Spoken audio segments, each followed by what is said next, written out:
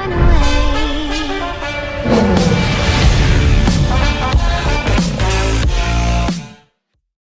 What's going on, YouTube? It's your boy here, Manny. Once again, welcome back to another episode of DFS Zone, your source for daily fantasy sports lineup advice for the NFL, NBA, WNBA, and some parts of the MLB.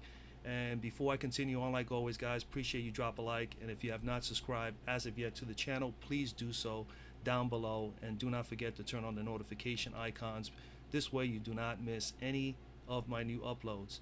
With that being said, today's Tuesday, July the 3rd, 2018. We have a 4-game slate in the WNBA tonight on Fanduel. And before I go over the 4-game slate, just wanted to give you a little bit of an update. I am actually going camping. It's a family trip I normally do every year. Didn't think at all last year that I will be this year doing a YouTube channel pertaining to the daily fantasy sports, but I am doing that, and I feel I'm obligated and responsible to let you guys know that I'm not going to be, there's going to be one day I'm not going to have a video done, and that's for Sunday. I'm leaving Friday, so there will be videos for Thursday. Friday slate is only a 1-game slate, so it will not be a video for that 1-game slate, but I will upload. Friday's the day I'm leaving. I'm leaving around 12 noon to go camping, so what I'll do is I will have a video ready for Saturday slate for Friday, and that will be uploaded Friday just before I leave. So by 10 or 11 a.m. you should be able to see that video, and that video is obviously going to be dated for Saturday, but I will let you guys know as well on Thursday's video of the news that I will be away. I'm going to be gone from Friday to Monday, but you will have your Saturday vid. The only day that you're not going to get a video from me is for Sunday slate. I will be back Monday, and Monday back business as usual. I'll be doing my research, getting ready for Tuesday slate, and then Tuesday slate you will have a video once again. So only Sunday will be one day that I will not have a video. I know next month, also in August, I'll be going to Florida for about 10 days. I will have some videos done prior to leaving, and I'm probably going to do 1 or 2 while I'm in Florida, but I will not do all 10 days.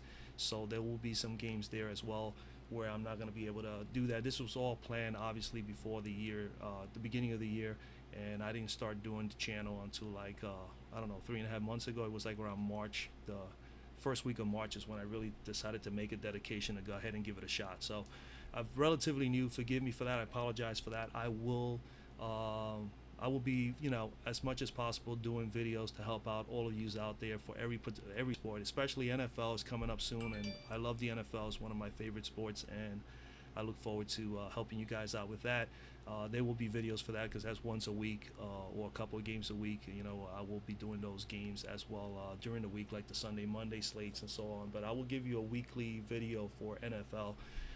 And that's more than likely going to be DraftKings and FanDuel, because I do play DraftKings and FanDuel for the NFL. All right, guys, that's pretty much the news. All right, so let's get down to this slate here. I'm going to try to do it as quickly as I can. First game on the slate, Seattle versus New York at New York. Let's see what I have. I have implied totals of 164 points in this game, with Seattle favored on the road at 5.5. Yes, 5.5. These teams have not played each other yet this year. Statistics wise, I mean, Seattle is second in the league in points with 87.2 points per game. They're second in field goal percentage at 46.8, pretty much 47%, 35% from 3. They are sixth in rebounds at 34.6 rebounds per game. They're first in the league in assists with 21 a game. They're fourth in the league in blocks with 4.5 a game, and they're second in the league in steals with about pretty much on the average of 8 steals a game at 7.9. Points per game given up to guards, they are 8th in the league at 34.1 points per game. They have actually gotten better over the last few games. Points per game given up to forwards, they're 3rd, so that's 45 points per game given up to the forwards, so something definitely to consider here. In the New York side, New York is 78. They're 10th in the league in scoring at 78.4 points per game. They're 9th in the league in field goal percentage at 42.8, pretty much 43% from the floor. They're 10th in the league, pretty much 32% from 3. They're 8th in the league in rebounds at 33.2 rebounds per game. They're 4th in assists at 19.8 assists, pretty much 20 assists a game, which is pretty good. Blocks, they are dead last in blocks, so definitely not an area that we're focusing on for extra fantasy points. Steals, they are 6th in the league at 7.3. They're giving up 32.6 points per game to guards. which is 5th in the league, and they're tied for 8th in points per game given up to forwards at 48.6 points per game. All right. When we go over the game itself, Jewel Lloyd, 7,600. You need about 36 from her. She's averaging 29. She hasn't hit 36. I said this in the last game that she played a couple games ago. I'm still not on Jewel Lloyd. 29, only a 21 spot in 23 minutes against Connecticut. 33 spot, pretty not too bad against LA. But she really hasn't hit that 36, 37 point fantasy point level that I'm looking for. When she's hitting, when she's averaging more than 15, 16 points a game, that's when those numbers will look a little bit better. She hasn't hit over 16 in 4 straight games, and not even in the last 7 games, only once. So even though the matchup is fairly good for her, I still think that, at that price, I can definitely get someone else that could put up some serious numbers and at the same time be able to free up some money so that we can buy maybe a couple of studs up front. So I'm definitely not on Jewel Lloyd. She's not a bad play. She's capable of probably getting it done today. I'm just not on it as far as the price because I haven't seen her hit that number in a couple of games. Sue Bird, someone you can consider. Is 3 out of her last 4 games she has hit 30 plus, which is not too bad. She's actually playing fairly well. 6,200. You need 30, 31 pretty much from her, and she's been close to that range a few times here.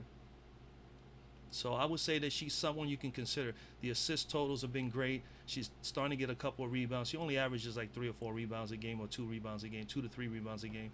But the points as well, if she can hit the threes a little bit consistently, she'll be fine. I'm not giving you guys averages and point totals like I was doing earlier just to get the videos a little bit quicker. Brittany Boyd, someone you definitely could consider in this game. All right, like I said before, Seattle is on the bottom tier here as far as defending against guards. They're 8th at 31.1, and Brittany Boyd has been playing fairly well. I've used her several times, especially around here. I didn't use her in the last 2 games against Chicago, and she definitely just tore up Chicago Sky pretty bad. 31 and 32 spot in 2 games, 26, 27 minutes respectively. She was putting up points, which we don't expect her to put a whole lot of points. We like her doing all these other things, and she did quite a bit of that. 5 steals in that 2-game series, 1 block, 11 assists, 7 rebounds. If she does those kind of things, and she has a shot here to do that today, she's definitely a nice little play here. All right, she's at 4,900. You need her to get in about 24, and like as you see here, she has 30 plus upside. She did 31 and 32 against Chicago, and that's Chicago, who's playing a lot better as a team. They're definitely playing a lot better. Out of everybody else here on this slate, man, I really am not fond of anybody else. Brittany Boyd is my favorite play here out of these girls that I just spoke about. I'm not on Kia Nurse. Bria Hartley did have a decent game the other day, but I'm just still not.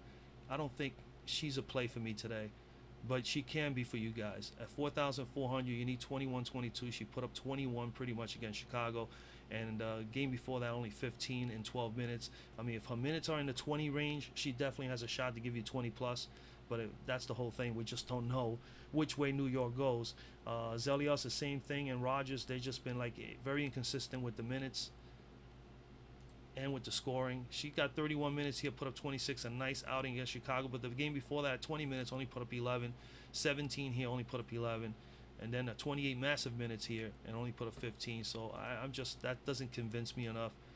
Sugar Rogers, same thing. Jordan Canada, I mean, she's 4,000. She's a rook. You need 220 from her. She's averaging 14.8, but she has put 22 out of the last 3 games, and she's done that she's done that with fantasy points per minute, wise. She has exceeded that. 16 minutes here, got 20. 17 minutes here, got 21. Definitely love that. If she was in the 20-minute range, I'll probably be more in favor or more in tune of wanting to probably put her in one of my lineups. But it's not sufficient minutes, man. I mean, even though those numbers are good, those fantasy points I love. Miss Prince let me down the last game, but I'm not down on her just yet. She's still cheap. 3,700. This might be a nice play for her again. She was very chalky. I told you guys she'll probably be about 40, maybe even 50% owned, and she was actually 60 something percent. I think she's like 64, 65% owned in this matchup here against Chicago. But 2 30 plus games out of the last 3 games. Hey, you know what? She's still in play. 17 you need from her. She has 30-point upside by just seeing those 2 games. So definitely someone to consider. We go to the forwards. Brianna Stewart, hands down, one of the better plays today. She has 50-point upside, 8,500. You need 43 to meet value. She hasn't gotten a 43 in the last 2 games, but she's been there before. She has 50-point upside, like I said. She's facing a team that is fairly decent against forwards. New York is actually tied for eighth in the league and giving up 48.6 points per game. So I really think that she's in a favorable position here, going up against Tina Charles. Not only that, Tina Charles is going to have to deal with not only Stewart, but knowing that Howard is there as well, and Miss Clark. And one of these girls here is going to have to step up. It's not Kia Vaughn. It's going to have to be Amanda or maybe Miss Stokes or something like that. I'm not on any of those girls there.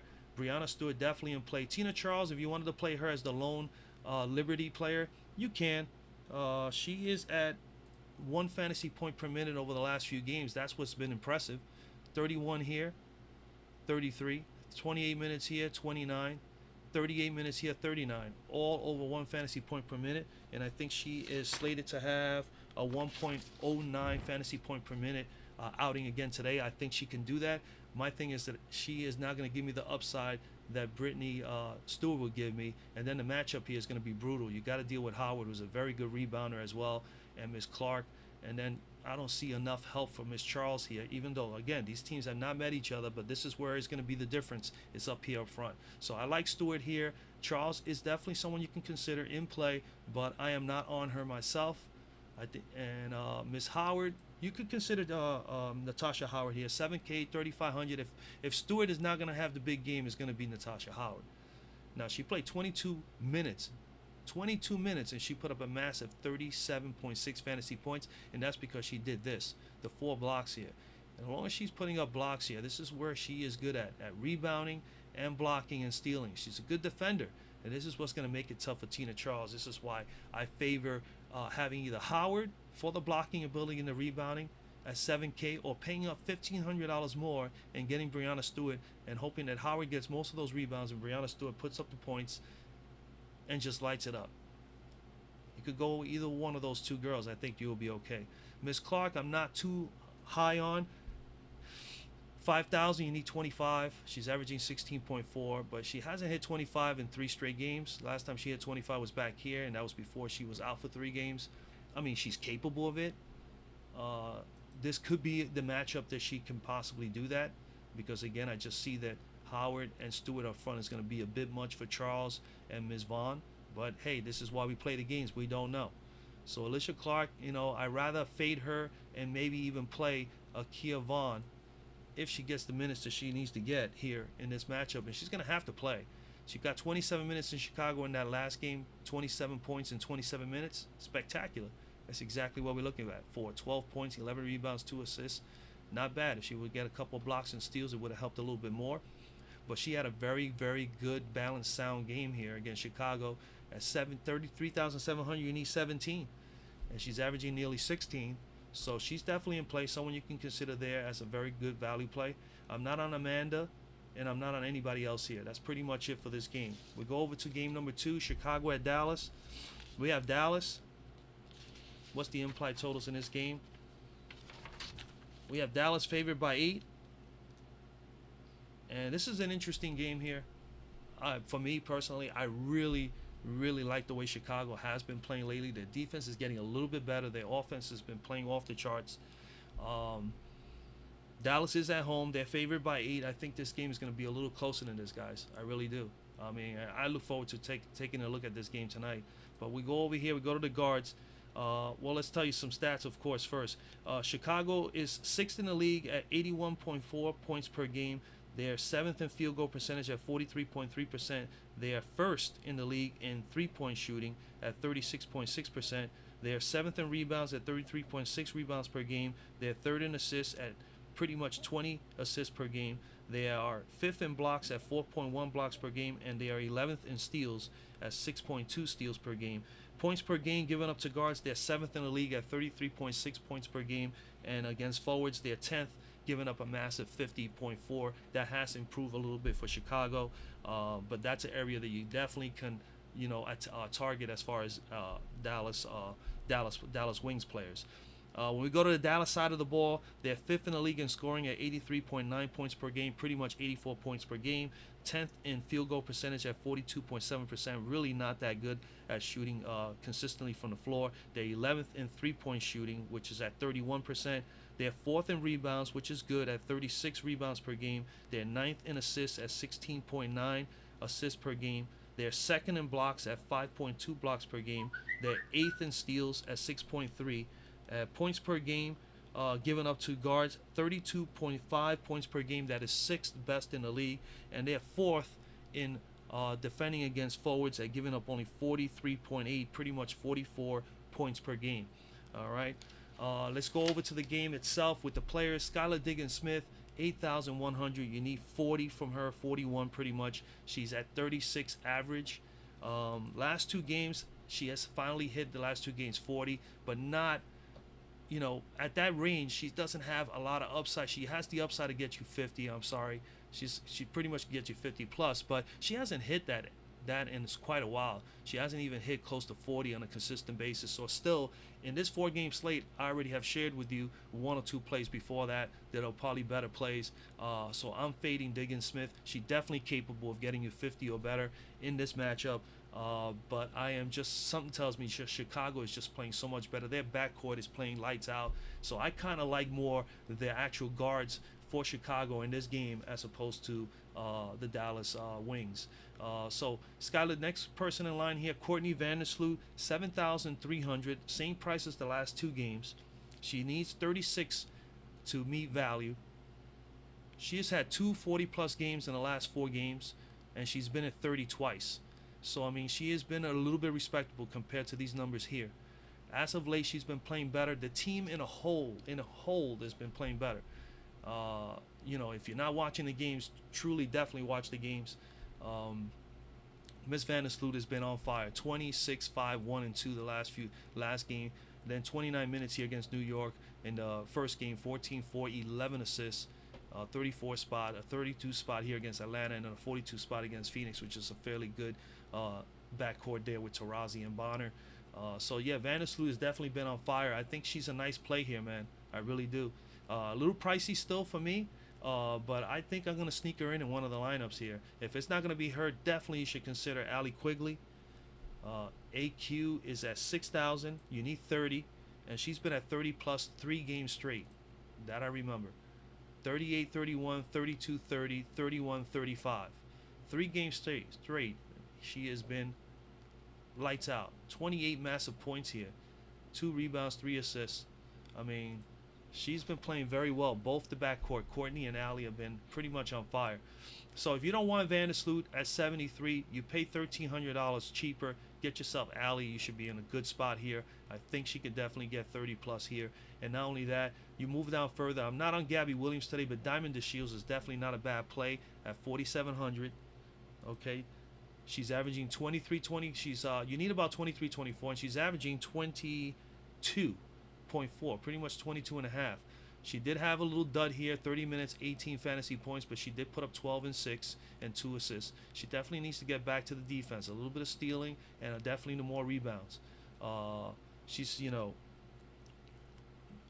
if you're going to attack this team, like I said before with Dallas, you definitely want to, remember, also, I said this before, Diamond DeShields is here on FanDuel as a guard for those who is first time viewing here, but she plays forward for the team. She's been playing forward for the last 9 games. And like I said, forward-wise, Dallas is 43.8, pretty much 44 points per game given up. Tough matchup for Diamond DeShields, but I think she could be a very sneaky play here. She got 40-point upside, as you can see here. She got against Atlanta. But what I like is that she's getting the minutes. 27-plus minutes in 4 straight games. 27 here, 32, 28, and 30. And then she is definitely a scorer. 22 and 23 here. If she could just keep rebounding, she definitely helps up here up front. And she's going to need to rebound, and they need her to rebound in this game up front because it's her, Gabby Williams, and Ms. Dolson up front. Even though both Gabby and Diamond are both here in the guard spot. All right, when it comes to the forwards over here, we'll get to that in a moment. Coming down a little lower, Alicia Gray. Could be someone you can consider. I had her in the last game. 4,200. You need about 21. She got 18 in the last game in 32 minutes. I mean, she had wonderful minutes. It was just not enough production. She did not do the defensive things that we like to see, and she had three massive turnovers. That didn't help. That could have been 21 fantasy points here instead of 18.9. So, I mean, but she needs to get back to defending, getting some steals, getting some blocks, and, of course, rebounding more. As you can see, she was averaging 5, and all of a sudden she dipped to 2. She got a little bit maybe, offensive happy as far as scoring. But she can score, and she's capable of rebounding and actually very decent defender. If she can get back to that, she's not a bad player. 4,200 in this matchup. She could be someone you can consider. Faulkner is another one you can consider at 3,700. You need 17. She's averaging 16. So 15, excuse me. But she can get you there. 13, 21, and 13. Again, the minutes. This is the problem I have with some of these coaches. 21 minutes here, they dropped to the 15, then the 14, then bam, all of a sudden against New York, 23. You give her 20 plus minutes, she can get you 20 plus points. I mean, she's showing that here. 21 here, she got 25. 25 here, she got 22. So, I mean, she's capable of getting you 22 plus if she gets 22 plus minutes. And that's 1 fantasy point per minute, and I'm okay with that. I'm okay with that, especially at that price. So if she can get me 18 here, I'll be happy. She's not a bad play here. She has 8. You need 17 here, and she's capable of getting you 25 plus. So why not? Miss Faulkner is someone you can definitely consider here. We go to the forwards. Liz Cambage, she had that little injury with the eye. She is fine. She's going to play today. 8,200. Definitely one of the best plays here overall all night. Chicago, as we know, is weak up front. Okay, even though they've been playing better, this is an area definitely that Dallas should target. So Miss Cambage was pretty much about to have a career night the other night when she got injured. I had her in about 3 of my lineups, and it was a killer, because obviously she wasn't able to play most of the way. But if she put up 14, we're going to go right to it right now. She put up a 14 minutes. I think she put up 20-some points. 14 minutes, 14 points, 5 rebounds, 1 block, 1 steal, 24 fantasy points. She had pretty much 21 or 22 fantasy points at halftime, and I thought that she was going to have a massive game. I thought she was going to put up a 30 point performance as far as scoring, and would have had a 40 plus or maybe even a close to a 50 plus game against Minnesota the other night. So Cambage is definitely in play, guys. Here, there's nothing really to discuss here. I mean, 41 you need from her. She's averaging 39. Granted, she didn't play full minutes here. She played 31 here, got 37. That's more than 1 fantasy point per minute. She put up here 32 and 36 minutes, both over 1 fantasy points per minute. And she's projected to put up 1.33 fantasy points per minute tonight. So definitely a massive possible game for Liz Cambage. All right, definitely someone to consider. And again, these teams have not played. They have not played against each other. All right. Not played against each other. It's something to consider here also, man, in this game. Chicago. This is why I say this game, I believe, is going to be a close game.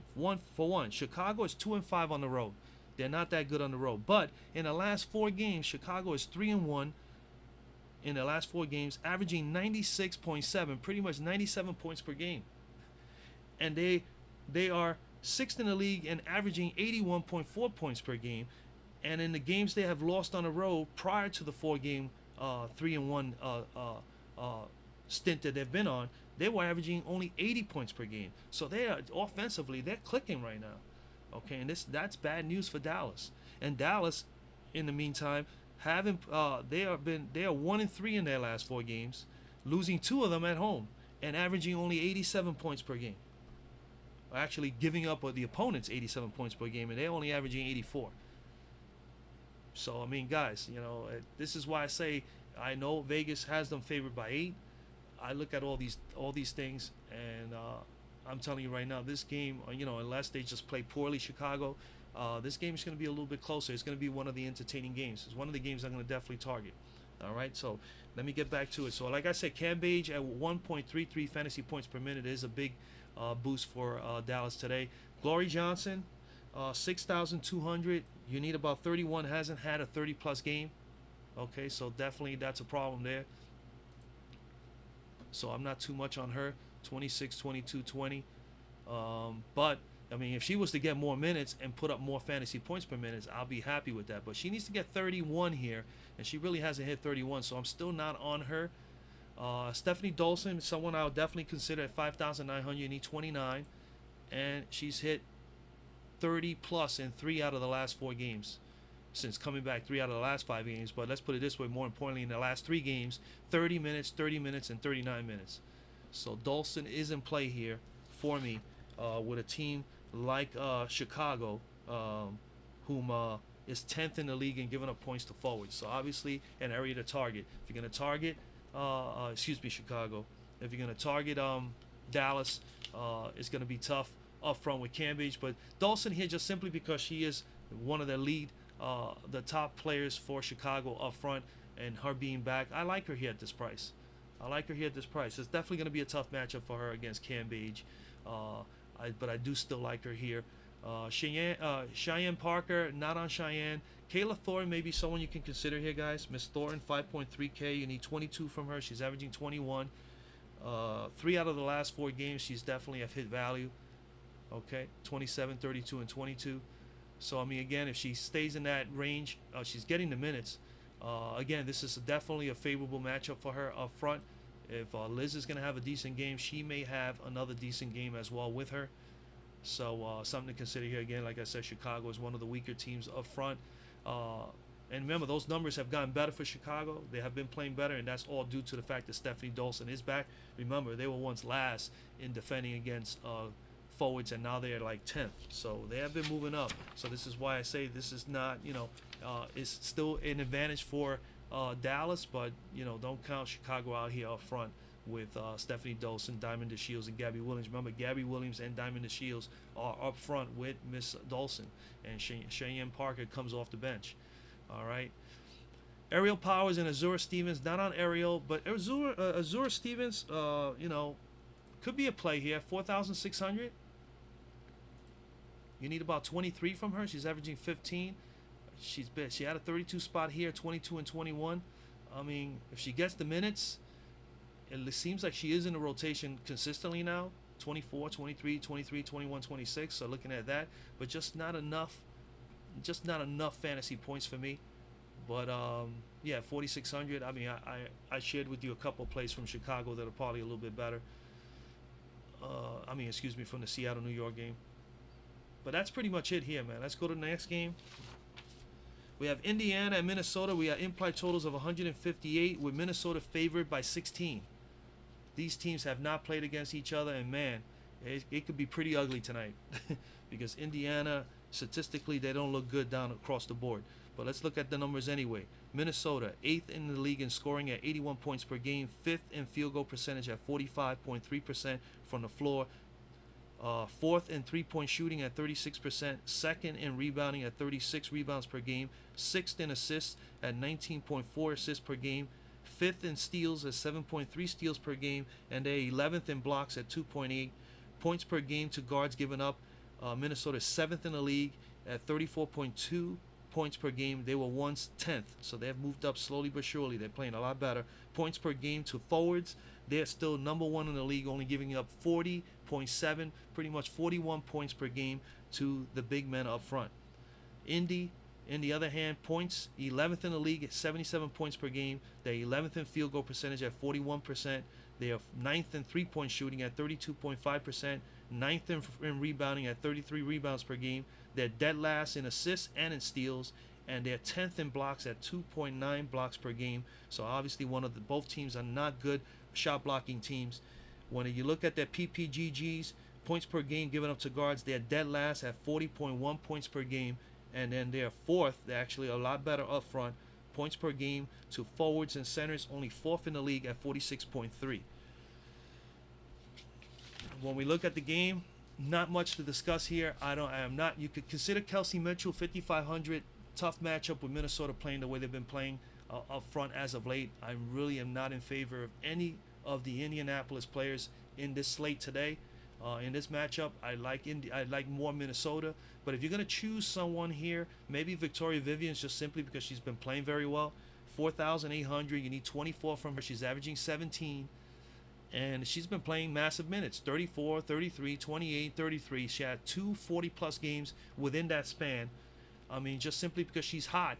She's 25 and 27 points from the floor. That is incredible, man. She is playing lights out for this team, and she's been shooting the three-point ball very, very well, too. So definitely if you want to consider, I just feel that she's going to be a little bit chalky today. in this game here. But then again, this game with a 15, 16 point, blowout potential here. Man, I just don't know if I'm going to choose anybody in this game for me personally. But I would think if you're going to choose anybody here that you want to play, Victoria Vivian's at guard would not be a bad play. And then the other person I would think here in this game would be Simone Augustus. She's at 4,400. You need 22 from her, and she put up a 34 spot in the last game in 29 minutes, so that's more than 1 fantasy point per minute. She has had 3 out of the last 5 games, or 4 out of the last 6 games. Sorry, 4 out of the last 6 games. She has hit 21 plus, and like again, she needs to get 22. So she's been in that range. So she has the potential, definitely, to get it done for you guys. All right, 4 out of the last 6, 21 plus. So definitely someone to consider there at 4,400. We go straight to the forwards. I'm not on anyone else. Obviously, the ones in play: Miss Sylvia Falls, Maya Moore, and I would say all the way down. I am, excuse me, I am not on anybody else. I am not on Candace or Natalie today.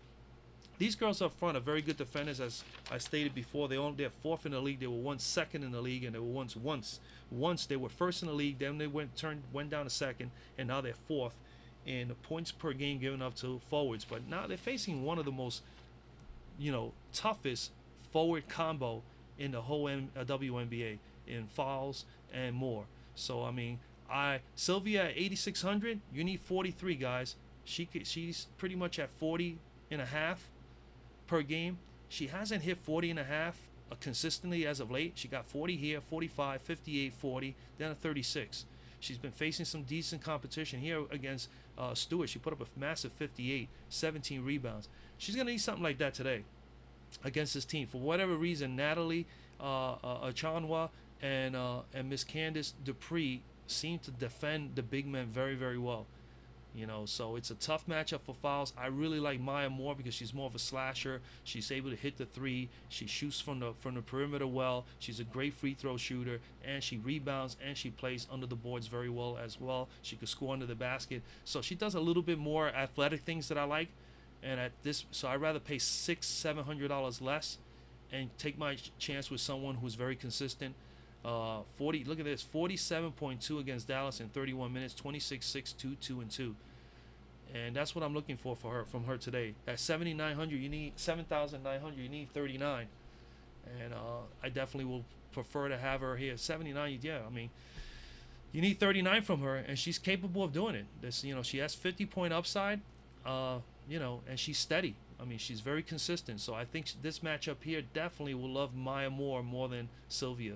And just discount that $700 from the top there.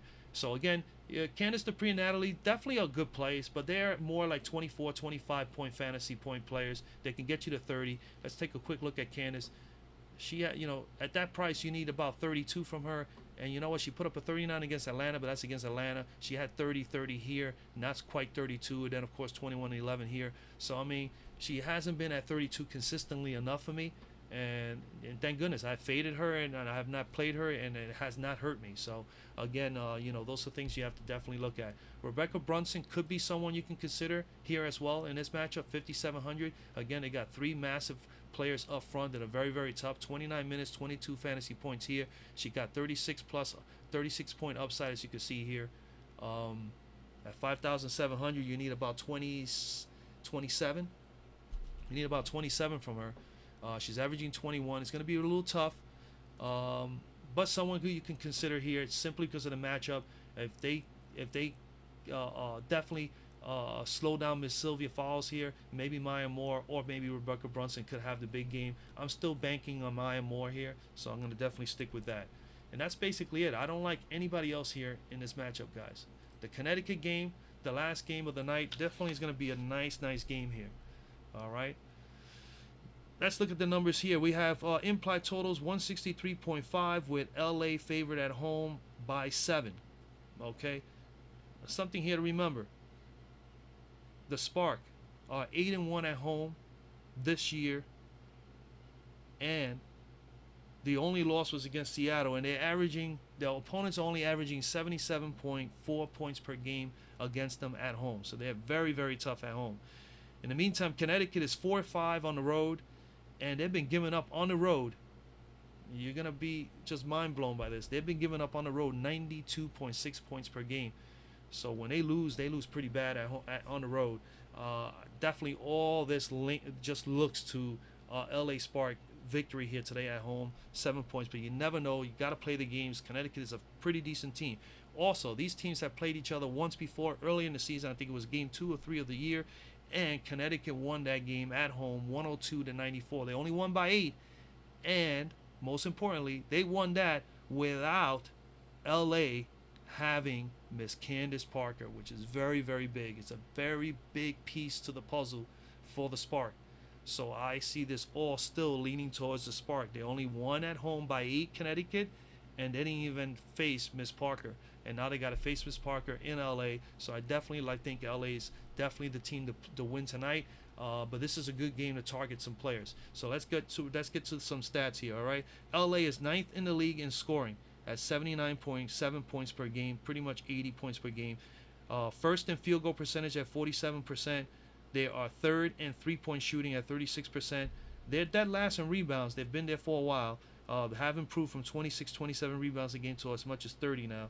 Assists per game, they're 8th in the league at 19 a game. These teams are pretty much even there. Steals, they're first in the league at 8.3 steals per game, and then 9th in blocks at 3.2. Pretty much both teams are even as Connecticut is 8th in the league in blocks. Points per game given up to guards, second best in the league behind Connecticut. So that's the matchup right there, both guards. But I'm going to tell you the reason why I still give the edge to LA today. LA is second at 27.7 points per game given up to guards, while Connecticut is 27.1, and they're first. Connecticut's numbers, they're first in the league in scoring at 88 points per game, pretty much 87.8. I rounded off to 88. They're shooting, they're fourth in the league in field goal percentage at 45.4%, 8th in the league in three-point shooting at 34.8%. They're first in rebounds at 37 rebounds per game. They're 7th in assists at 19 a game. They're 7th in steals at 6.6 a game. They're 8th in blocks at 3.6. And they have points per game given up to guards, like I said before, 27.1 points per game, pretty much the same as LA is second. But this is where they have trouble up front, Connecticut, and that's obviously due more so to the fact that they don't have Alyssa Thomas. It definitely hurts. 53.5 massive points per game given up to forwards and centers. All right, so definitely the things to consider here. Definitely out in this game, Courtney Williams, as you can see here. It's a big, big blow for Connecticut. More of a reason why with Candace Parker on the other side, where LA is going to definitely have a better advantage here. What this does here, obviously, it opens the doors to Alex Bentley, for Rachel Banham to be able to get more minutes and possibly be able to hopefully put up some nice numbers for Connecticut to stay in this game. But let's go to the top here. Chelsea Gray, definitely someone I like here in this game. 7,100, simply due to the fact that she only has to deal with Jasmine Thomas, because Courtney Williams, to me, in my eyes, is a better defender, and Courtney Williams is not playing.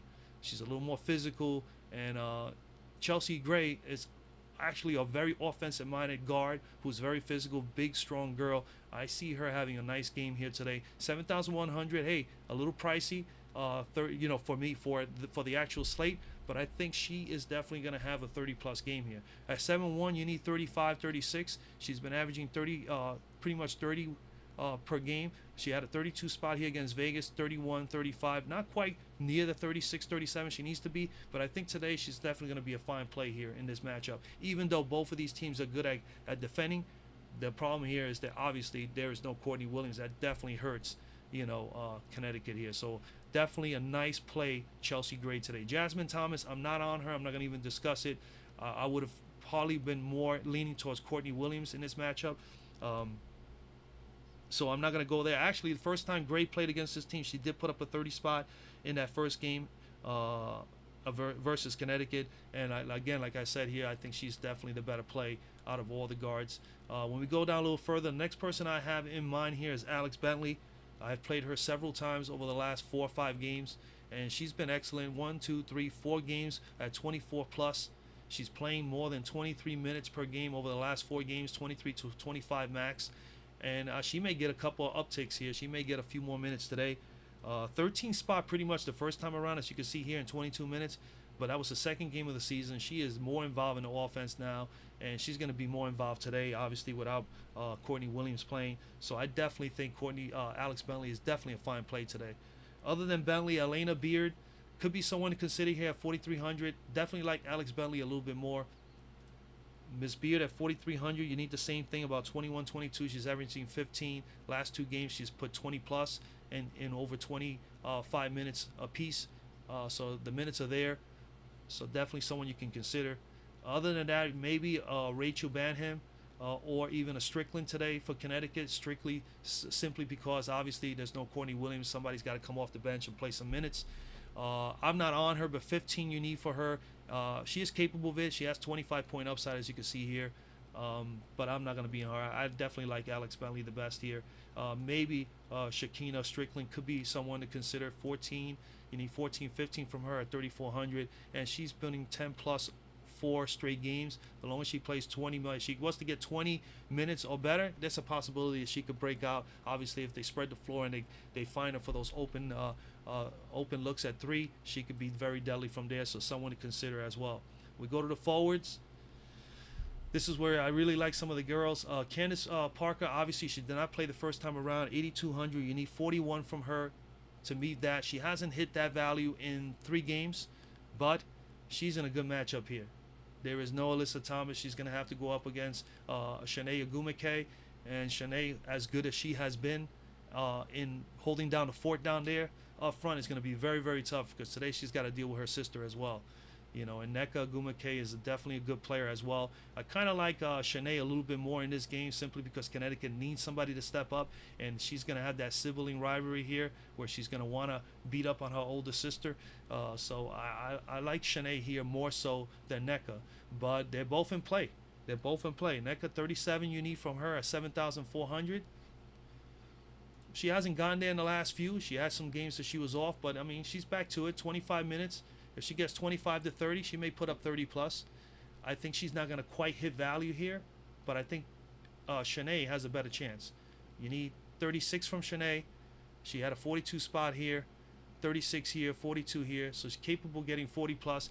Not only that, it's just she's going to have to play the minutes today. She's going up against her big sister. She's going to want to kick her butt. And actually, the first time around, she put up a 40 spot. No, wait, did she? Let me check this again. We know she has 40 plus upside. She put 31 in 31 minutes. Not a bad shoot. I think Nneka had a better game. Nneka Ogumike.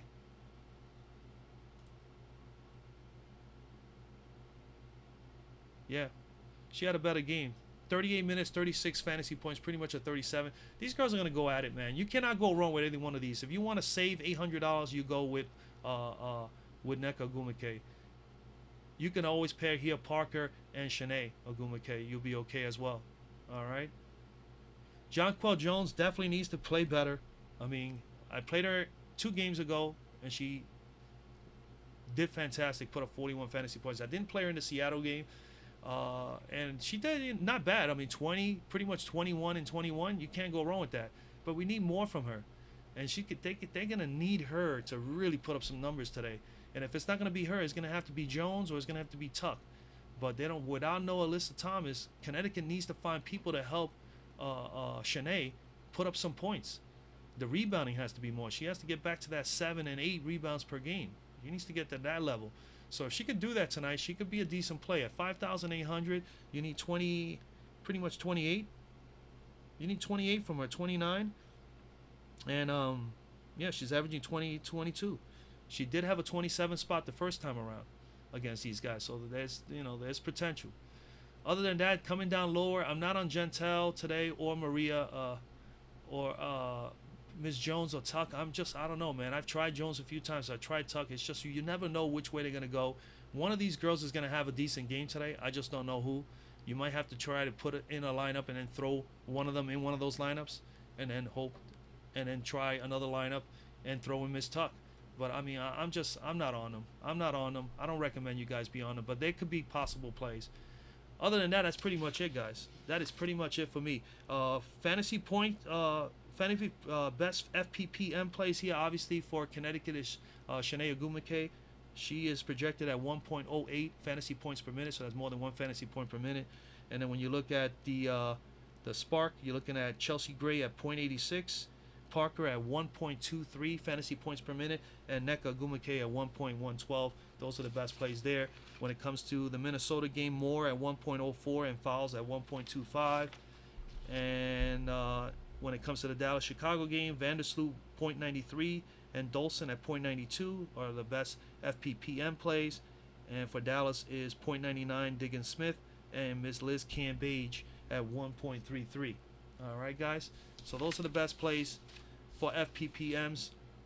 Those are the best possible plays the best possible advice that I can give you on the players that are available today to this slate, man. Again, guys, man, I hope everybody likes the video. Please drop a like. If you have not subscribed to the channel, please do so already. I appreciate those who have subscribed and have given me likes or have actually given out comments to me throughout the time I've been doing this. I've been doing this nearly 4 months, and it's been fun, man. It's also been a lot of work, but I do enjoy it. I love sports, so that's one of the reasons why I figured I'll go ahead and give it a shot. I've been doing this for pretty long as far as being a fantasy player, so I said, what the heck, why not do a channel and see what happens? So far so good. I enjoy what's going on. Let's keep it going. Let's keep building the community. Let's keep interacting with one another. And again, tonight 4-game slate, man. Good luck in putting those lineups. Like real quickly, I mean, game stacks, man. I mean, I really like the Chicago-Dallas game, and I think the Connecticut-LA game are going to be probably the games to target. You could target Seattle-New York. I'm not in on anything Indiana and Minnesota. I probably not going to even play any one of those players. I'm really, really fearful that game is going to be a blowout. And then, of course, if you have Foles or Maya Moore or something like that, you're only going to get 20, 25 minutes from them. But, again, the game has to be played, so you never know what can happen. That's just my opinion. I will be definitely targeting the other 3 games a little bit more. But I think the Chicago, Dallas, and the Connecticut, LA games are definitely the best games of the night as far as viewing and as far as competitive games. So, again, good luck with doing those lineups, man. And